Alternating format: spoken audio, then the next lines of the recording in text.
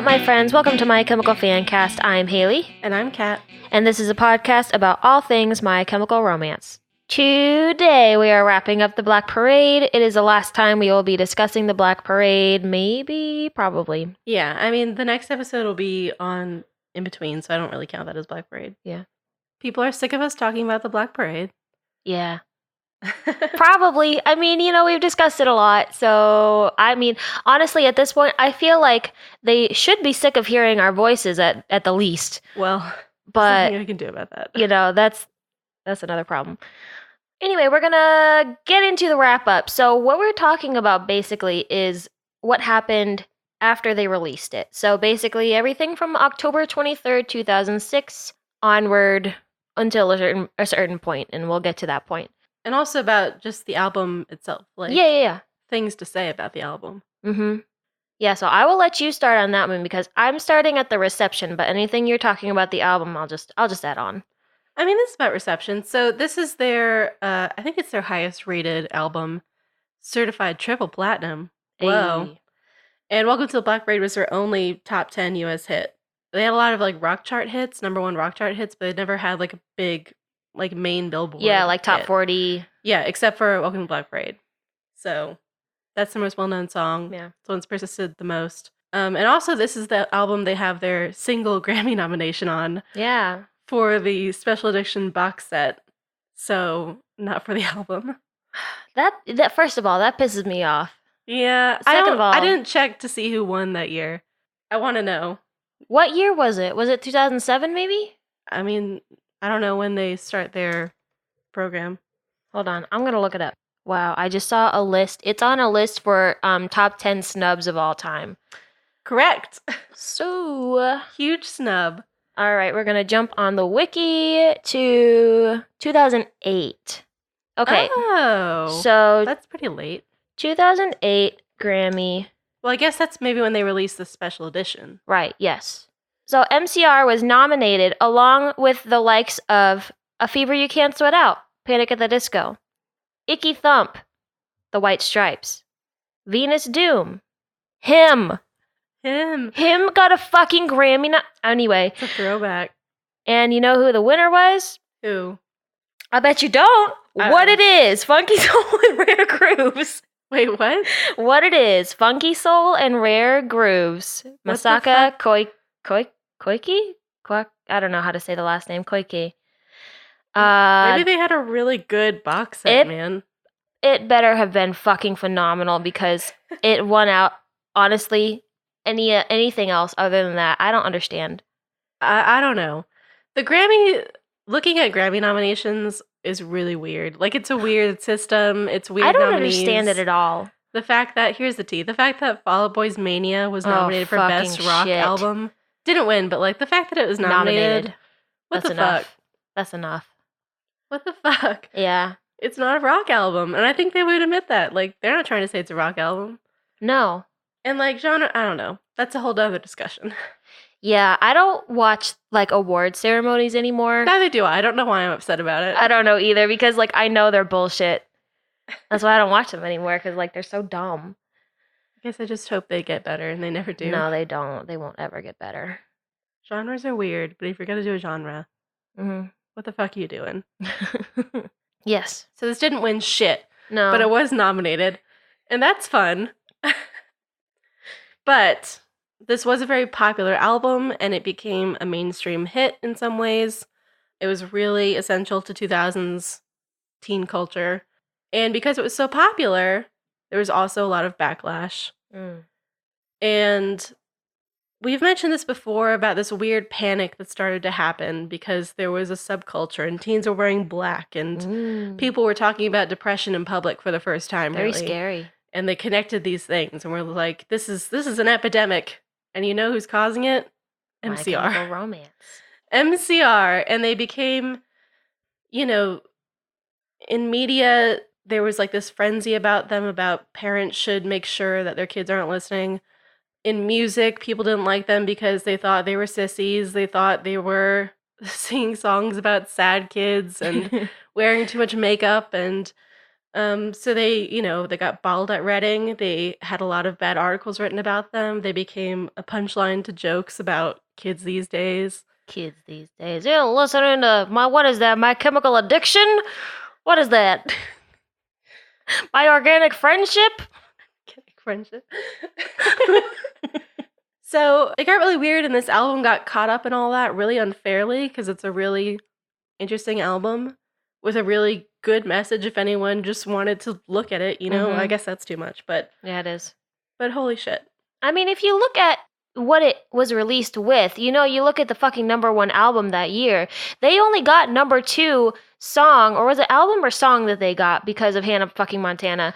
Oh, that was is a Billboard chart. Yeah. That they were about to chart #1, but then a Hannah Montana soundtrack got dropped. Yeah, so like you look at what was released around the same time that year and what was charting, people weren't ready for this. They weren't ready. They weren't ready to think critically. They weren't ready to examine themselves and, think about life and death in such, blatant terms of like, I'm scared of this and you're actually scared of living and all that kind of thing. Like, people weren't fucking ready for that. Yeah, and in retrospect, in the year of our Lord 2019, people have a lot more respect for the album, and it ends up #1 on most lists of things. Especially if you're, Kerrang or rock sound or alt press, that genre of media. But even like there's an article about an NPR, like people are open to seeing this album as like important and groundbreaking and interesting, and they weren't willing to see it as that then. And I enjoy that it, it gets better press now, but also, where were you? They were the ones throwing rocks at us in high school. Disclaimer, I never got a rock thrown at me. Fucking full disclaimer, I had rocks thrown at me. I did get pencils thrown at me. I had trash and a 2x4 piece of wood thrown at me. A 2x4? Yeah, it hit my friend in the head and cut her head open, and we had God. We had to it was at a bus stop. Fucking bus stops are trash. Buses and bus stops were the worst. The worst times of my life in school happened on buses. On the buses. They were fucking awful. That's just me being salty. It doesn't mean that's a valid criticism. It's probably not.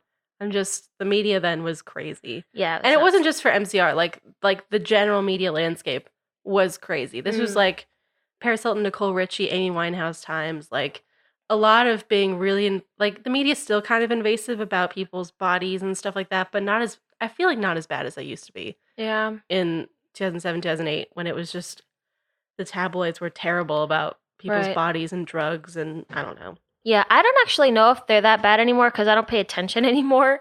I feel like they're not as bad, but I also, I'm not the same age or consuming the same kind of media. Yeah. But when it was released, I mean, as you said, the usual suspects like Kerrang, alt press, rock sound praise it to high heavens, but like mainstream, not so much. And I think that was because the pop music that was being released around that time have kind of simple, relatable lyrics, especially in the mid 2000s. No one had to really think critically, and songs weren't meant for self-reflection or your purpose in life, which is why it's so fucking nuts that Welcome to the Black Parade got #2 on the charts. It's nuts.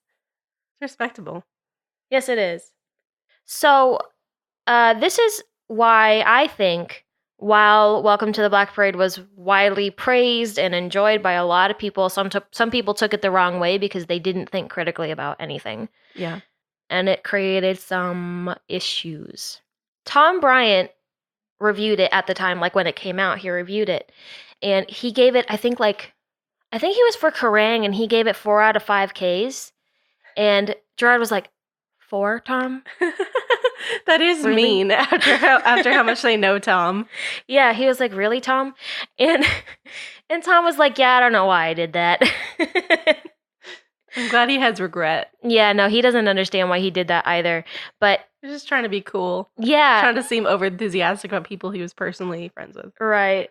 But Tom called Gerard a, quote, dizzying person to speak to at the time, as he was so energetic and jazzed about the album. And so Gerard said, this album is imbued in us. It's so completely this band that even if it fails, it will be such a glorious failure that it will be spectacular. We would be going out with such a bang, it would be like lighting ourselves on fire. This record is us putting everything on black and then spinning the roulette wheel. Unless you're doing that, you might as well not play at all. He's always here for the Joan of Arc references. He's too much. He's ready to be martyred. He's ready for you to tie him to a wooden post, light the fire, and just watch him go up. He would relish in that. He would like, yes, on the stake, he would be like, bleh, like just fucking destroy me. He'd wear the most flammable clothing he had. He would pour himself, like dip himself in gasoline and climb up on the stake. He's like, fucking tie my hands together. Here we go. He was just consumed with the album at that time and was so in that like kind of crazy ass like off his rocker mindset that, you know, he was just so excited about their work. And he was kind of manic. Yeah, man. This is also when Bob started getting recognized while they were playing shows and stuff. And like they put, you know, some new songs out there in their new shows. And, you know, Bob was starting to get recognized. And he said, when I first started doing this, kids didn't react to the band this way. So like he started, you know, in Revenge-ish days. And when he was doing sound for them and stuff, they weren't reacting in that way. So, and he said, but yesterday we pulled up in front of a TV station to do an interview. And this girl ran up to me and started screaming hysterically. She was saying, I can't believe that you're real. I was smoking a cigarette and I'd just taken a piss. It was really, really weird. That kind of stuff makes me quite uncomfortable. I'm the least comfortable person in the band when it comes to photo shoots, interviews, and all that stuff. It's nice to know people care, but you know. Yeah, I mean, there was like a mania around Black Parade because it was so popular. And Revenge, you know, Revenge is also popular, but not in such a mainstream way. Mm-hmm. So a lot of the kids that probably went to meet them were scene kids who maybe knew a little bit better. Yeah. But that mania really hit a fever pitch in Black Parade, but it's also kind of never gone away. Yeah. As we have seen with the girls who just screamed at the Frank show. Just screamed. Don't even get me started. They were cool when they met him, I guess. They were pointing out that cockroach. Those cockroaches are fucking. He's like, oh shit. So they were better, you know, at the end. So I shouldn't criticize them too much. But like, also how Gerard got like mobbed at NC Comic Con. Anyway. Yeah, no, that was terrible. Anyway, when this album did well, they were invited to award shows and all that kind of stuff. And even then, they were still outsiders. They didn't fit in. Like no one talked to them. And we've discussed that before, like at the VMAs and all that when they showed up in the fucking armored truck. And you know, that was Revenge. But they, you know, same deal around Black Parade. They still didn't fit in, but they like it like that. I think that's the key thing is they like not fitting in. Mm-hmm. And Gerard said, this band needs adversity. If we don't have that, then we're not doing any good because we need something to fight against. We need people to win over. We need to be changing people's minds. That's the whole point of the band. The second we lose that, we become normal. If we're ever mundane, then we can't be special. So... Well, they had a lot of adversity in Black Parade. Yeah, during Black Parade, yeah. Do we maybe think, though, that though the Black Parade is a fantastic album and catapulted their career and made them absolute legends, it may have been the reason they became more accepted and therefore uncomfortable? I mean, I think they became more accepted as far as it was popular, so they were on a lot of magazines. They were really overexposed. Mm-hmm. They were on a lot of magazine covers, did a lot of press, had a huge, giant tour, and lots of money going out for that tour and also coming in. So they definitely became more recognized, more popular. Mm-hmm. I don't know if they became more accepted in the way like a pop star is accepted. Yeah. Especially when the release of Danger Days happened and it was popular with their fans. Well, I mean, it was popular amongst people who were going to see them anyway. Right. And, you know, music publications did like okay reviews of it. Yeah. But it wasn't like the Black Parade, you know? Right. It wasn't like they coasted. Yeah, for sure. I think they did that on purpose, especially like after the Black Parade, they were like, fuck that, you know? But we'll get to that later. But even though they were super accepted, they did still have some adversity to face. One of those adversaries was the Daily Mail. Here we go. The Daily Mail, okay. So there's two parts to the Daily Mail story. So before MCR was even involved in anything with the Daily Mail, in 2006, the Daily Mail was already running strange anti-emo articles Okay, this is like an actual headline that they ran in 2006. Emo, all caps. Emo cult warning for parents. Just take that in for a second. Okay, so this is an article that warned about goth and emo fashion, saying that it came with cutting, like it was a cultural thing if you were an emo to cut, and thoughts of suicide. It warned about emo bands that were coming for your kids and dyed hair. If your kid had dyed hair, you should ask them questions. um, it claimed that self-harm and depression were like inherent to emo culture, which is just a complete misunderstanding of what's going on there. It's just sort of sidestepping the issue of teenage mental health and saying that it's caused by this devil music and not caused by your teens being upset and depressed, you know? One of the things that this is okay, so was that Sarah Sands that you're quoting? The Sarah Sands article? I didn't write down the author, I just wrote down the article. Yeah, so Sarah fucking Sands, she wrote, suicide cult, emo, blah, blah, blah, shelter your chillins, Gerard Way's coming to get them. So she cited a fucking Adam and Andrew song. Oh yeah, it was the same article, because I saw that song and I was Yes. like, that's a parody song, but okay. She literally cited it like fucking literature. She was like, this song demonstrates, like, what the fuck? I mean, not necessarily in her defense, but the Daily Mail is a trash publication. Like, it's a tabloid. Yeah. It's garbage. Oh my God. It's a rag. Like, if you remember the song, like, sure, problematic at best. It plays on every single emo stereotype out there, but it's like everywhere that I went, every emo that I saw, I thought it was hilarious. I mean, it was a parody song. It was a parody song. It was like really dumb and it was hilarious because like this is stuff that people actually think. She really thinks this. I don't know if she really thinks that or if she just wants to be sensational. I don't know. At the end of the day, it doesn't matter. She cited Green Day and MCR as like the ringleaders of the cult. The ringleaders. And basically like the ones that encourage all the bullshit. And like the boys have thick skin. They're usually like, whatever, doesn't fucking matter. They don't pay attention to media shit. But this goes against everything that they have ever advocated for. And they were furious. They wear a lot of black, man. Yeah. Gerard said, that article was almost funny. It was badly researched and was very negative. As far as I could see, it wasn't actually based on fact. My Chemical Romance don't promote self-harm, and as people who have been to our shows know, we actually try to help people with those kind of problems. I would hate it if anyone thought they had to do something like cut themselves in order to fit in at one of our shows. Sarah Sands then received death threats because of the article that she wrote. She was like, she later came out and was like, I know little of pop music and cults. Like, what? But, what had been done was done. The floodgates were opened, and then... Yeah. So they sort of set the tone for that. And they weren't the only culprits, but they were the most notable ones, for sure. They had the most sensational articles about it. And then in 2008, they took it a step further.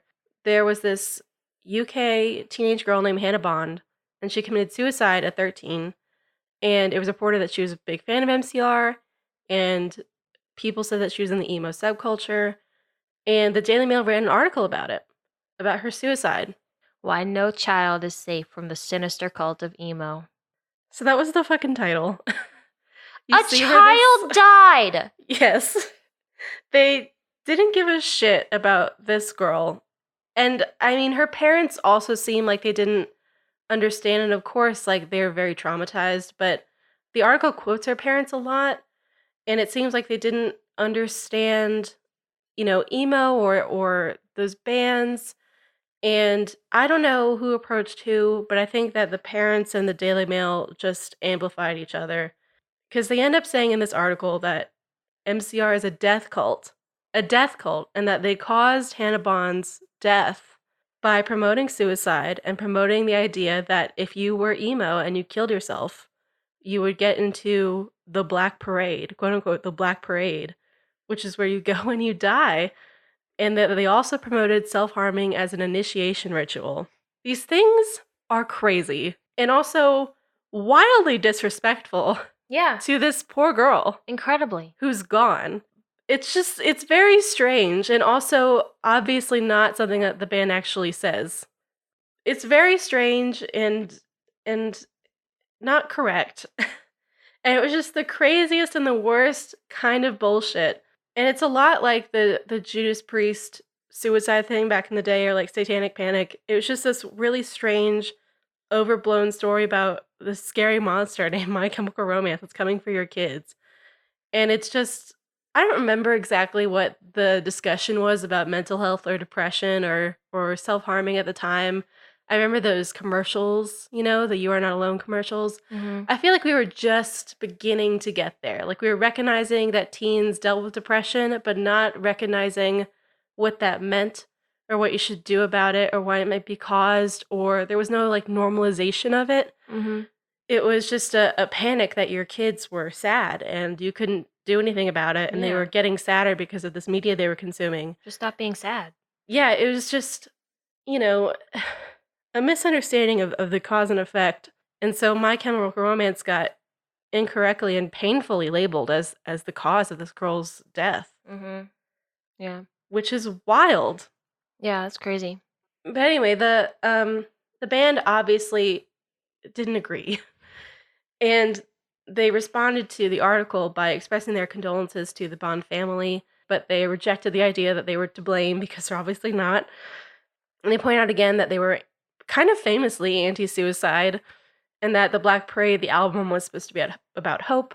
There was another backlash to the article where MCR fans in the UK gathered to protest it outside of, I think, the Daily Mail offices. Mm-hmm. Mm-hmm. And, they had t-shirts and flyers, and they had a big group together.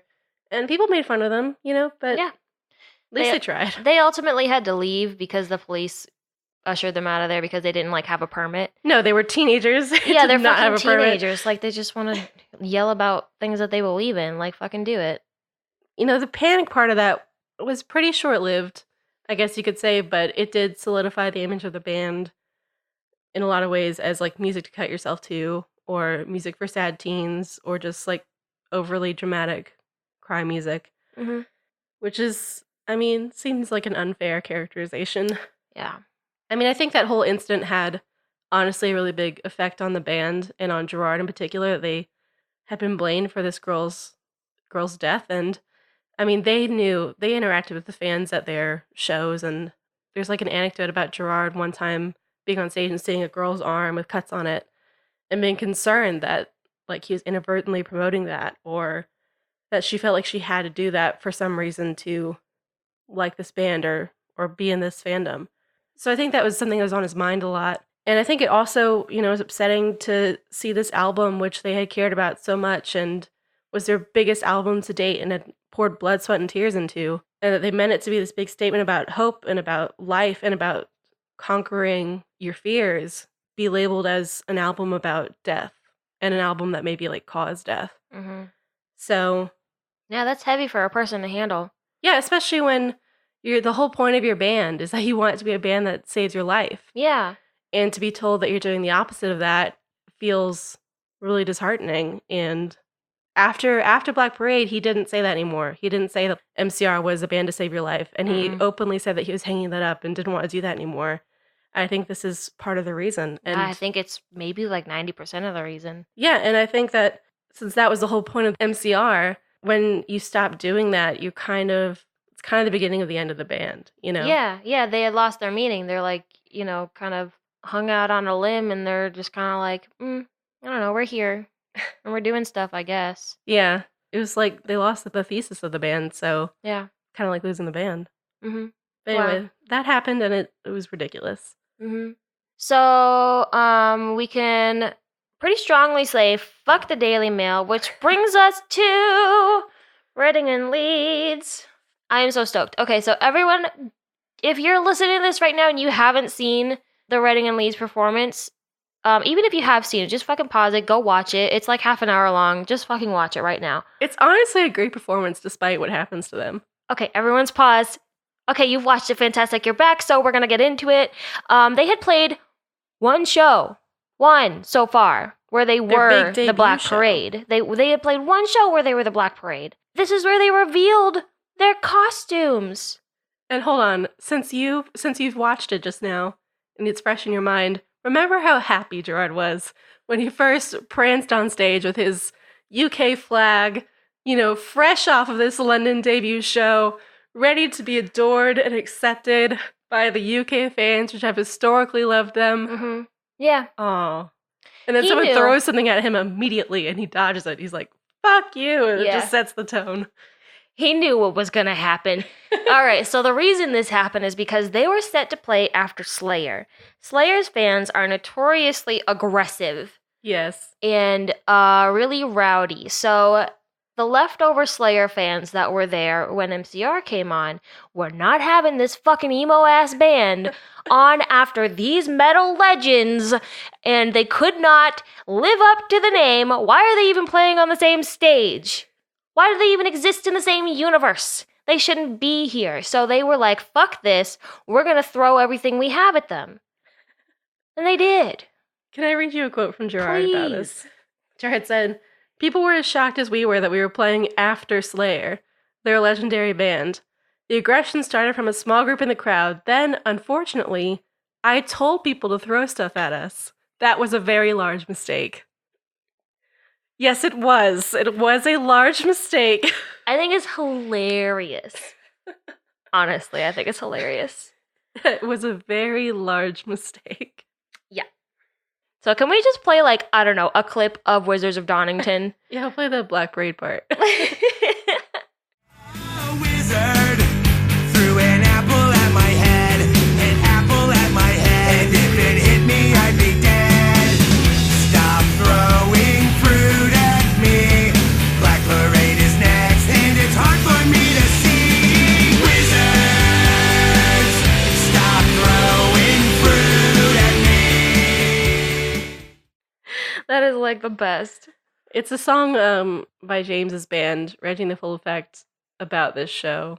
So It's go listen to the full thing phenomenal. if you want.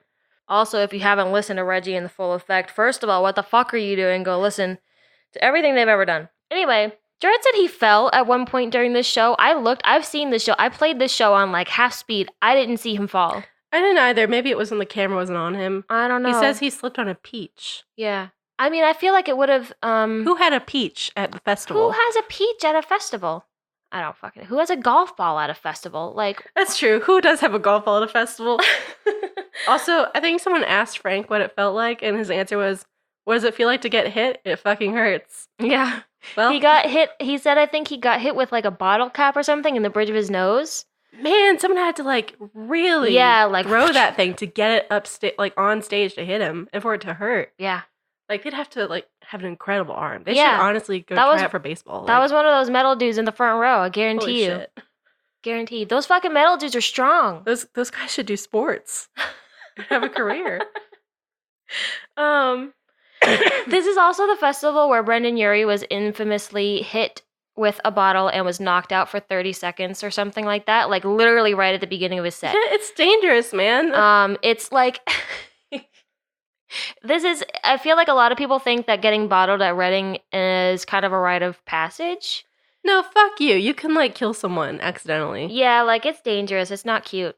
But they played the show and they were literally the most fuck you they've ever been in their life. Yes, thank you for the venom in that show. Legendary. When Yeah. Gerard gets that line, he's just like, "Come at me." Yeah. When they have, when you're watching it and it has like the little title cards like down at the bottom with the song titles and stuff, Mm-hmm. they're all wrong. Yeah. Do you think that they changed the set list when they saw how aggressive the crowd was being? It's possible. I'd have to watch the show again to see if they were in a position to call stuff out. Yeah.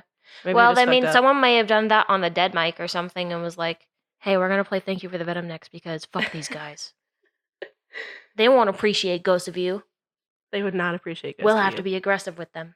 Anyway, so They won the crowd over. right. So by the end, like, towards the middle of it, like, they said they saw a couple of My Chem fans throwing shit at them, too. They were like, what the fuck, you guys? Like, you guys are supposed to support us. What are you doing? But anyway, by the end of it, they had won everyone over. Everybody loves them. I'm sure not everybody loved them, but they were at least not throwing things anymore. Whether that was because they actually were enjoying themselves or because they had run out of things to throw, that's I don't know. up for debate. All of it, amounts to about the same if you're on stage. Mm-hmm. But regardless of them not liking him, Gerard, of course, goes off into a tangent of fuck this news article, fuck the Daily Mail, Yes.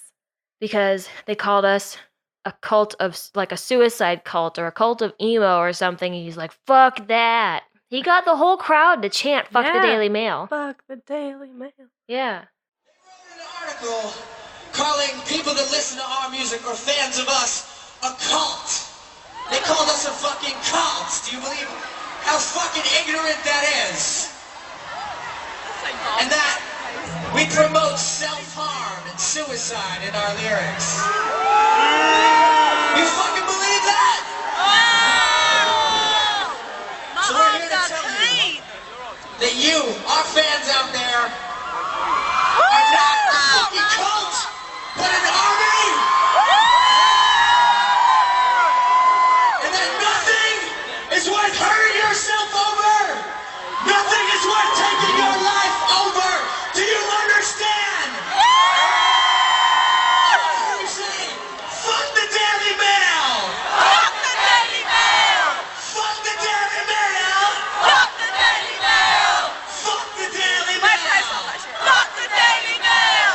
Fuck the Daily Mail! Fuck the Daily Mail! The That's whole great. crowd. He also, I think maybe towards the end, said, "Thank you. This is the best show we've ever played. I'll remember this forever." Yeah, they Which sure would. just sounds passive aggressive and sassy. Yeah, it does. Frank also said that they've gotten bottled at like 300 shows before, but this is the one that everybody talks about where they got bottled. Yeah, it's probably the worst, I would think. Playing Reading and Leeds is kind of a big deal.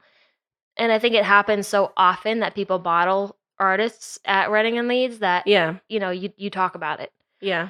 So he was, Frank said, we've gotten bottled at 100 different shows before, but this is the one everybody talks about. So that means it was a great show. Yeah. And at the end of it, or maybe it was just afterwards, Gerard was like, "Yeah, we're never going to do that shit again unless we're headlining." And what do you know? That they What do you know? did. Wow. But when Danger Days comes out, they go to Reading and Leeds. And they don't just go to Reading and Leeds and headline. No. They bring Brian May, national treasure. Brian May. National treasure on stage. Wow. Like fucking badasses. Wow. I can't wait to talk about that show. Oh my God. That show is really bittersweet for me because of what happens afterwards, but the show itself was just phenomenal. It's phenomenal except for the very end when he says, "We'll be back." And I'm No, you like, won't. oh shit. Oh, man. That was a lie. You lied. Oh, I'm looking forward to the next 10 years of this band. Fuck you, No! Gerard. He does say that. Why did he say that? He I don't knew. know. I don't know. Maybe because he felt that at the time, but he lied. Fuck that guy. Wow, I hate fuck that guy. Fuck Black Parade, Gerard. Honestly. So after Reading and Leeds, they go on the longest tour that anybody has ever seen in their life. So they die. The end. So that's the end of MCR. Or rather, the beginning of the end. Hold on, they don't die. Do not spread false information. They don't die, but they do.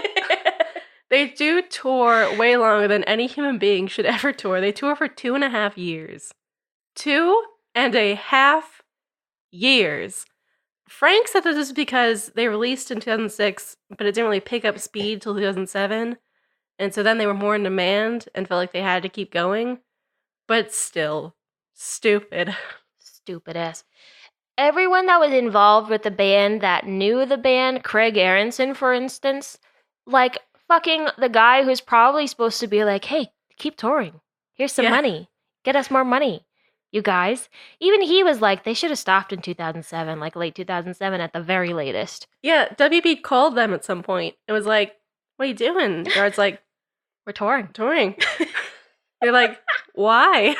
He's like, "I don't know." We're out here. We out here, my dude. And they already had like 6 or 7 months already booked ahead of them, so they couldn't just stop. God. But like, he was like, "Oh, we might have made a mistake." Oh, a mistake has been made. Listen, the shows were unstoppable. They were phenomenal, but They were huge. maybe if they had taken an actual break to live human lives, MCR would still be alive today.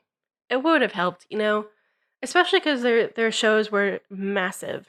They had fully blossomed into having the machine, which we'll mention later. But like, this is where the machine happens. Mm-hmm. They have a ton of personnel, a ton of equipment, a ton of stage decorations. They have pyro. They're doing sometimes like these double sets. And it's just wild. Yeah, they had 7 equipment trucks, 4 buses for the crew and the band, That's and for their gear. crazy. They brought along Worm. They brought along Dewey's. They brought along Cortez. Like, they were fucking like, yeah, everybody and their mother, come on this fucking tour with us.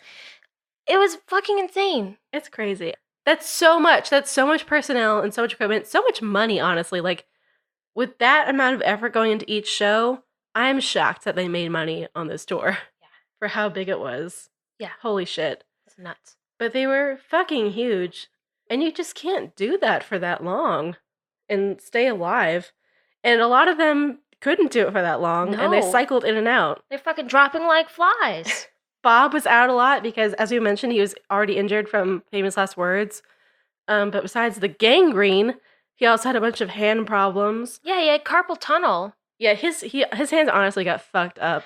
It was at, okay, so Black Parade is dead. Yeah, The in Maxwell's. Yeah, in Maxwell's, his tendon right after that show, like the last song, his tendon snapped. You can tell when it starts to bother him. Yeah. But yeah, holy shit.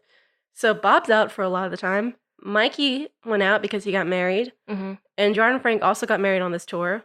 They didn't get to take a break though. No, they didn't take a break. They might have done it like on an off time or whatever. I don't know. But they didn't take a break like Mikey did. He went for his honeymoon. Yeah, he was like, I'm piecing the fuck out. That also created a lot of like rumors about like, oh, Mikey's about to quit the band. And because I think Whatever. at that point, it had been like kind of revealed that he had a hard time in the Paramore.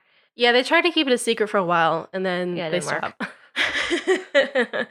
Those interviewers were nosy as fuck. They were like, so, what's everybody's deepest, darkest secret? You want to tell me?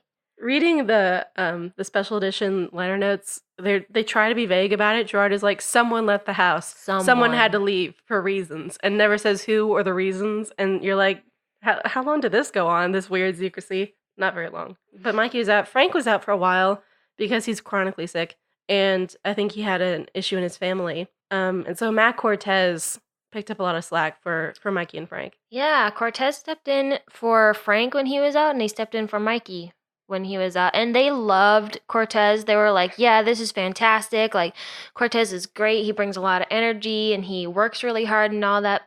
But he's not Mikey. Now, Mikey. That, I think when Mikey left for so long, that really bummed them out. I mean, like, it's Gerard's brother, you know? Yeah, but they Can't were get rid of your all brother. really bummed out. Like, not just Gerard. All of them were like, man, I miss Mikey. Frank, I think one of his quotes was like, yeah, as soon as we go on a break, I'm going to see that kid. That's cute. But even though a lot of them cycled in and out, they still toured for way too fucking long. Mm-hmm. There's a quote from Mikey. There were times we didn't know what country we were in. We didn't know anything.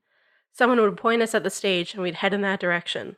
And Frank said about it, we weren't having fun. We started to forget we were people. Not good. Not good signs, my dude. Not good. But their 2.5 years of touring ended at Madison Square Garden on May 9th, 2008. So that's where it all ends. Yeah, that was like the culmination of a dream, though. Right. Mikey and Gerard, we mentioned way back in Bullets days. Mm-hmm. Mikey and Gerard had gone to see the Smashing Pumpkins at Madison Square Garden in 1997. And that's where they first looked at each other and were like, we should do a band. We should do this. Mm-hmm. And then they were there Yeah, and then they were doing there. it in 2008. Full circle. Yeah. Oh, man. Wow, can you imagine saying something like, I want to play that venue, and then like 10 years later, you're fucking there. Like, My it doesn't, heart. it's just a short amount of time, I feel. Yeah. Like, to achieve a dream like that, that's crazy. Shit's crazy. They were so young. Anyway. But yeah, so it was very significant for the Way brothers and kind of felt like they come full circle. And besides the fact that they were all fucking exhausted and sick of this shit, Gerard also thought, because of that and because of the fact that he'd only planned MCR for 3 albums, that like might be a good time to stop. Mm. So after that show, when they all went backstage, it kind of, that feeling was in the air of like, maybe we're not going to do this again. Yeah, on stage, Gerard said, if we never play another show again, keep yourself alive.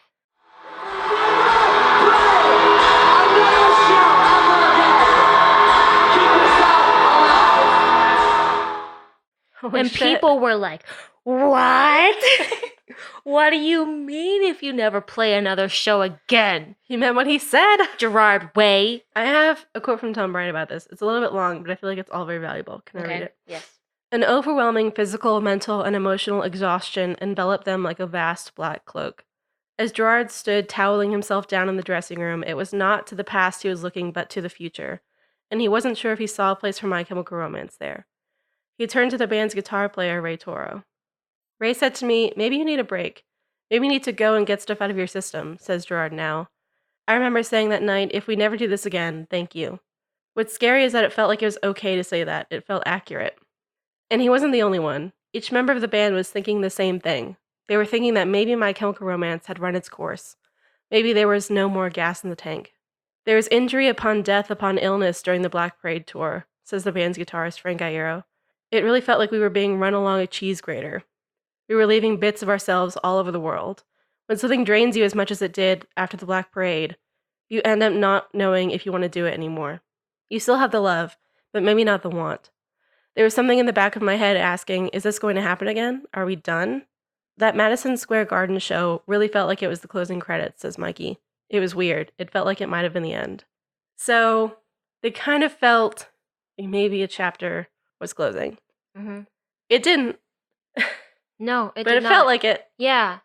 Backtracking a little bit, Gerard was writing Umbrella Academy at this time. True. This was when he was writing Umbrella Academy. Like, this is when he gets married. Like, everybody got married on this tour. Ray got married, I think, at some point. I don't remember when his... He got married after the tour. Okay, was that like 2008, 2009? I think it's like the summer 2008 or something. Yeah. Or actually maybe the fall.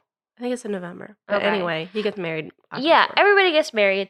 Gerard became friends with Grant Morrison, which was like His life-changing for him. dream. That's like me becoming friends with Gerard.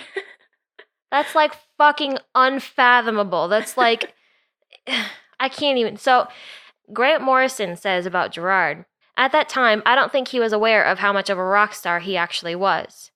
I was in bands when I was young and aspired to be what he was for a long time. So seeing someone who is actually living that dream, I thought I should remind him to be aware of it and enjoy it. When your record's huge and you're in the middle of that, you're barely aware of what's happening around you. But that's actually one of the most interesting times in a band. I told him to remember he was a rock star and that he should have fun with it and should play with it. Gerard said, Grant is living. I need to start fucking living. I look to the future and it's open. The world looks more like a playground than a battlefield now. I can do whatever the fuck I want. What a rock star thing to say. Wow. But he started, kind of, this is around the time when he became friends with Grant. He started acting like a rock star.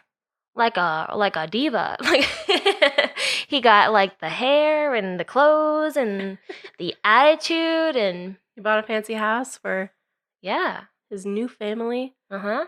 But, they all got married. They did this big tour. It sucked. Yeah. I mean, it was like a good tour monetarily and for their album, but Right. personally. But like mentally, sucked, Yeah, no, Frank lost his fucking mind. They ended on this great show, this dream show, and it kind of felt like they were all moving on to the next stage of their lives. Mm-hmm.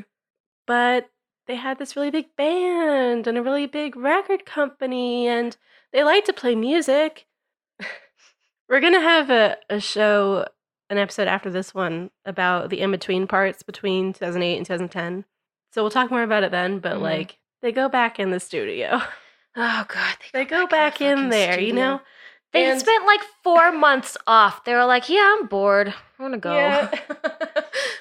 I have a couple more quotes about how they felt right after the tour. This is a quote from Ray. After Black Parade, being in the band felt like work, says Ray. All we wanted to do was play songs, but all the other shit we had to do became the focus of the day. We wanted to start a band no one fucking knew about again. That way we could play music without all the other shit. From Gerard. I got used to not being in this thing, and I liked it. I actually enjoyed not being involved. I think I think this is still true, that they all like playing music, obviously, and like playing music together and like making stuff. But I think they didn't like being a giant band in the world, and I don't think they liked feeling commodified and feeling like they were running a big machine with people's jobs that depended on them, and I just don't think they liked all the hype. No. Having that many people rely on you it can take a toll, I think. I mean, I've never had that many people rely on me, but I would imagine it would take a toll. Frank during the tour started to fucking lose his mind. He would have like nausea and like panic attacks the night before a show, and he started taking anxiety medication, which he said for him at that time kind of made the shows a blur and like made the tour a blur. He would take one the night before and be like, "See you tomorrow." Yeah. And Yeah, he was, for the Madison Square Garden show, he was Xanaxed up. yeah, like he doesn't remember much. He said about the tour, he said, "I was going nuts. You go through this feeling of being under a weird microscope. You feel like people are going to suddenly uncover the fact that you're not supposed to be there. It was surreal and felt as though we weren't living it somehow. It was like a rented life. It never felt like ours and it never felt comfortable. It was full of pressure." They're just some boys from New Jersey who want to play in clubs and just want Yeah, to make I mean, good especially music. someone with punk sensibilities like Frank has, playing in an arena of like 10,000 people is beyond anything that he would ever imagine or even want to do. Yeah. I really feel Ray's thing about just wanting to start a band that no one knows about. I too Yeah. wish that, Ray. I want to see you in a very small club. Oh my god. Play the Caledonia. Ray Toro, please. Too good for his own good. Wow. Yeah, and they were doing this tour though, like playing the same show night after night, and they were reliving their lives like fucking Groundhog Day. Like, can you imagine having to go through that over and over and over again? Even if you're over in Russia, you don't have time to go do things. You don't have time to go see fun things and like be a person and see the world See and the relax. You're just like ushered into a hotel, then you're driven over to the venue, then you play the show like a wind-up doll, and then you run back to the hotel and that's it. Yeah. And they said that, while touring, they didn't talk a lot, and they didn't argue either, but they just didn't talk a lot. Yeah. And they were mostly quiet or Mhm. just put headphones in. Not a good environment. No. No, and they weren't writing songs during this time either. Like they didn't have time to write songs. They felt like creatively burnt out. They couldn't do anything. Yeah, I think Gerard wrote like one conventional weapons song or started a conventional weapons song, maybe at the Madison Square Garden show. Mm, I don't remember which one it is. I'll find it later. okay. But I think that's the only thing I can remember hearing about them working on during Black Parade. They were just too goddamn busy to do anything else. So that's kind of that as far as touring in Black Parade and things surrounding that whole situation. Mm-hmm. Overall, Black Parade is awesome. I can see people, it has its flaws. It's not perfect, okay? There are some songs where you're like, there's some I Don't Love Yous on there, and you're like, And sometimes things have a lot of instruments or, some choices made, like in Cancer, and you're like, oh, I wish this was simpler. Yeah. But they fucking went for it, okay? It's Yeah. ballsy. They went for it. It's an album that no one was releasing at that time. But I feel like no album has matched since, really. The only other album that like comes to mind that I might even put close to that is Damn by Kendrick Lamar. But Yeah. very different situations. In short, Black Parade slaps. Moving on. No. Black Parade slaps, but it's also a really thoughtful album. A lot of people didn't give it credit for that at the time. But it's an album, that we've mentioned is about coming to terms with death. Yeah. Which is a really big topic. Like coming to terms with death, accepting that your life will end someday, that you're mortal, Mm-hmm. and figuring out what you're gonna do in the meantime. Like looking back in your life and making something out of it. And that's why it's a hopeful album. Coming from a guy who was so frightened of death that it shaped maybe his entire life and career, I feel like that's saying something. Yeah. Name one person more scared of death than Gerard Way before 2006. Voldemort. Do you not speak his name? So that's Black Parade. We'll never talk about it again, ever in our entire lives. Yeah, now I'm done with it. Fuck you, Black Parade. Hey! Don't go too far. This is the album where my favorite album is still Bullets for reasons, but Black Parade was definitely the album as a teenager that I listened to the most and enjoyed the most. I think there are more bops on Revenge, but I do think I still enjoy Black Parade the most because it is so surprising and interesting and ambitious. Mm-hmm. And the story surrounding it is also really interesting. Yeah. I think it's just so thoughtful and intentional Mm-hmm. in a way that a lot of other music is not, and in a way that a lot of other bands and people are not. And I think the result of it was just such a unifying community that, it was, I don't know, it changed everybody's life basically. That like fucking listen to it. For sure changed my life. Yeah. I mean, it changed mine too, because like now I'm making an MCR podcast, and Yeah, you wouldn't be here. if Black Parade, We wouldn't have met.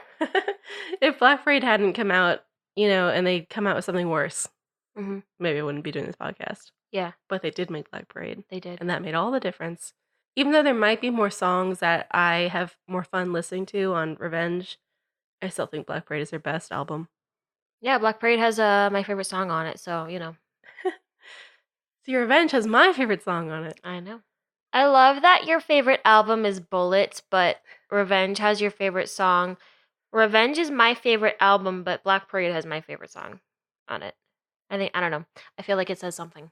I'm a Bullets bitch, is what it says. I know you're a Bullets bitch. I forget what songs came out in the top 5 in that MCR song ranker, but I'm pretty sure that there were like 3 It was like Bullet songs on there. Ghost, Vampires, and Early Sunsets or something like that. Like Yeah. And maybe Honey also made it on. No, Demolition Lovers, I think, made it up on there. Yeah. What can I say? So, goodbye, Black Parade. We'll miss you. Bye. We bid you a fond farewell, and now we are moving on to Fanecdotes. We are not afraid of the death of Black Parade. No. Because we are not afraid of death. We are also not afraid of life. Nope. And we're also not afraid of your Fanecdotes. So it's time for Fanecdotes. The first one we have is from Genevieve Borchardt, and I probably said it wrong, and I'm really sorry. But let me read you her anecdote. First off, love your podcast. Thank you. Hair flip, thanks. Thank you.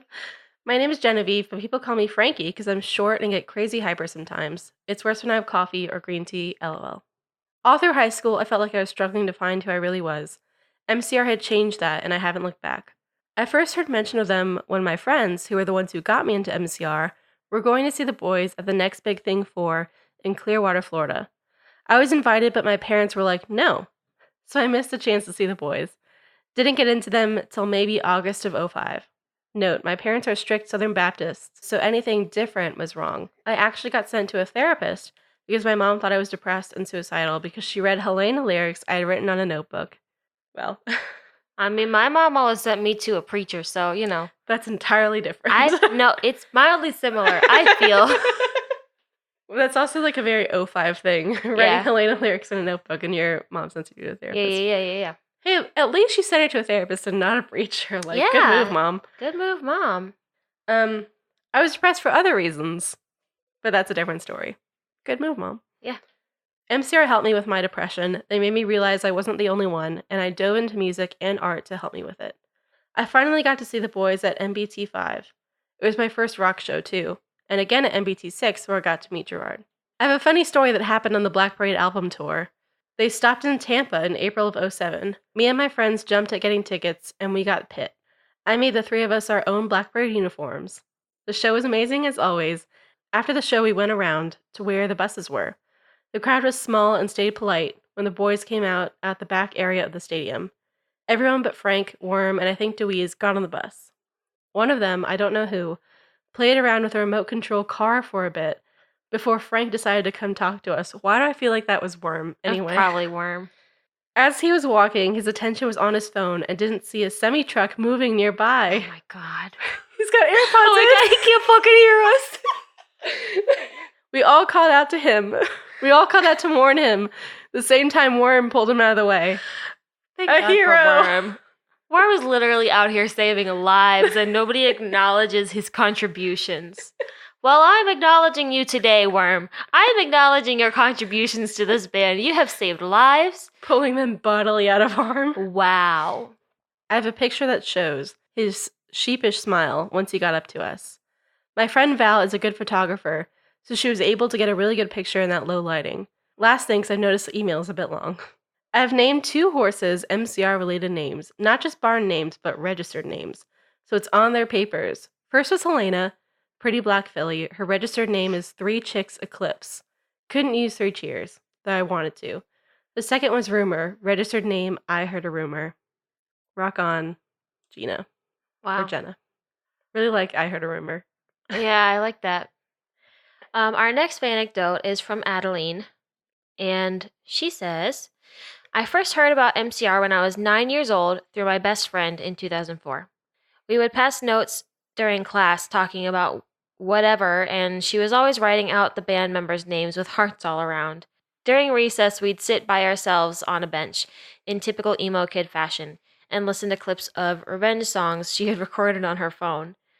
You can imagine the sound quality on a cell phone in 2004, but we were loving it. I was already imagining the sound quality. It was a very vivid picture. I had it in my head. I didn't know what to make of the music at the time, but she would show me pictures of them, and my fourth grade self was intrigued by their look. What an emo-ass little fourth grader. Listen, that's about the time when I got into I know, band, and about the same age. It starts early. The Black Parade came out when I was in 6th grade, and admittedly, their music videos scared me initially, so I didn't get into it right away. I remember them being all over MySpace, though, and thinking they were pretty cool and edgy. I thought platinum hair Gerard was incredibly hot, even though he scared me. So even though I didn't listen to their full albums yet, I kept tabs on them. Wow, Gerard's hotness kept you in the game. Hot and scary. Hot and scary.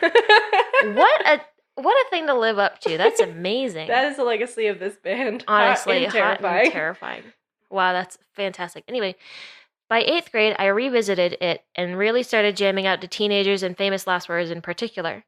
I didn't really have any friends throughout my middle school years, so Famous Last Words in particular empowered me with confidence in myself and that everything will ultimately be okay despite how hard things were at the time. That song still has the same effect. I was in college when I heard the news that they had broken up, and even though I really hadn't paid a lot of attention to them before, I remember feeling pretty bummed out. I really got into their music about a year and a half ago as a young adult embracing my preteen interests with less internalized shame. Yes!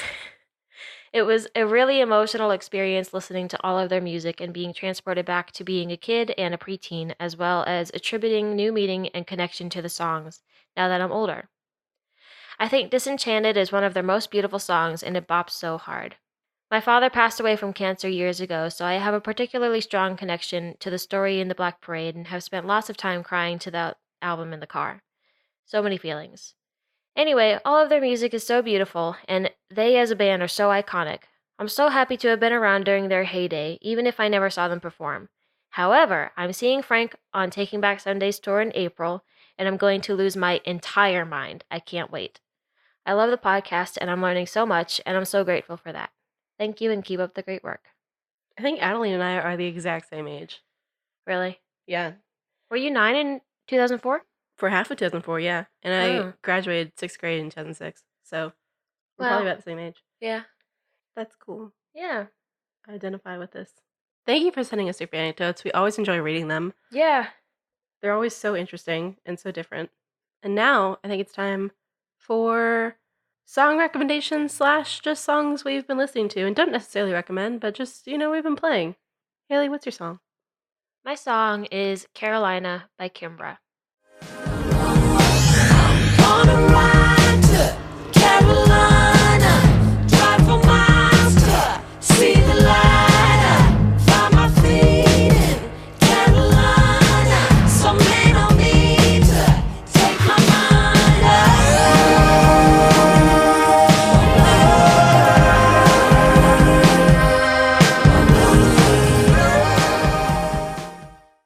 What do you got to say about it? That song is like my Patronus song. What does that mean? It means it brings me back to one of the happiest times in my life. And when I was listening to this song, I have a very vivid memory of listening to this song in a dorm room in college during the summer when I was working as an orientation leader. And my friends and I were literally just like laying on the beds. There were multiple beds because it was supposed to be a triple, but nobody was in the room. It was just one person. So we had like put all the beds together and put like blankets on them and stuff. And we were just like, They didn't get rid of the beds even though only one person lived there? it was over the summer. So like okay. during the year, someone would live there, like Yeah, three yeah. people. But over the summer, it was just us. I have very vivid memories of us all literally just laying on the bed and like listening to that full album. The full album is The Golden Echo by Kimbra, but Carolina in particular. I don't know why, but like when that was playing, it just like struck me that I was like, I am happy right now. And I haven't been happy since, so thanks. Oh my God. No, yeah, that was just a really, yeah, it was a good time. And I really like that song and I vibe with it. Cool. Yep. My song is Plays Pretty for Baby by Zoloft, the Rock and Roll Destroyer. I need the song started over. You're crying, made me miss my favorite part.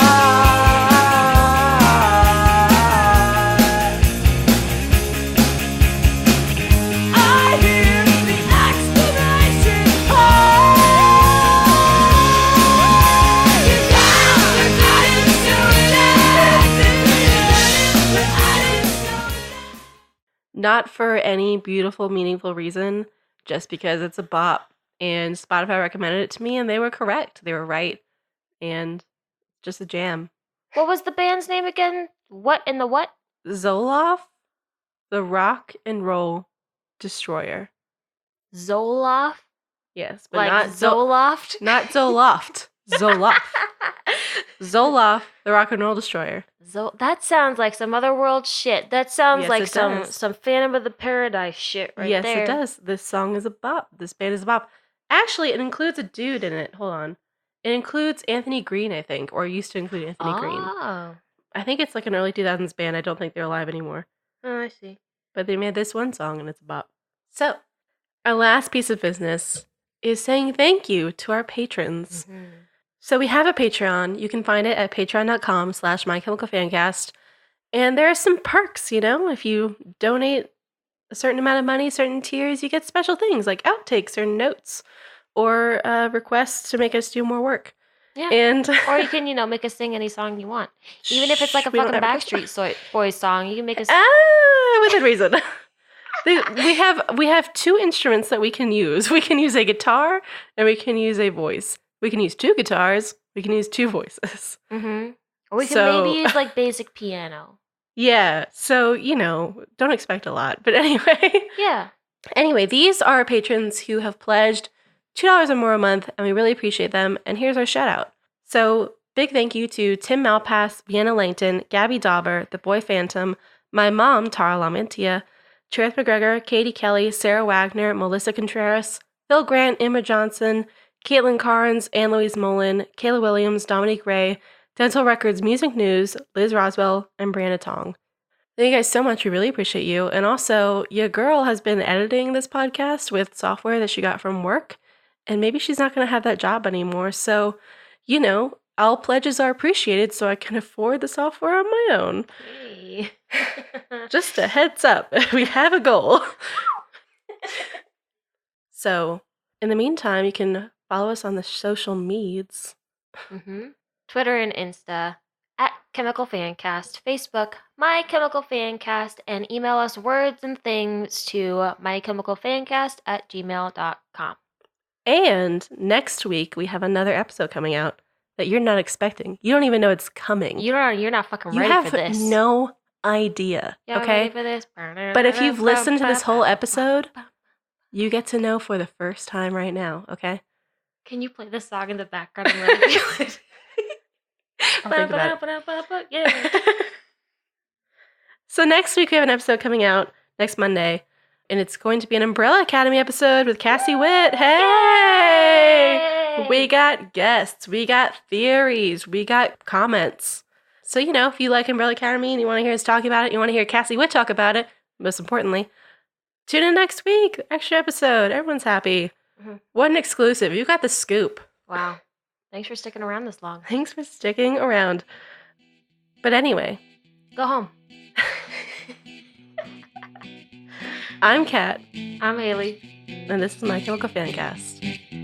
See you later.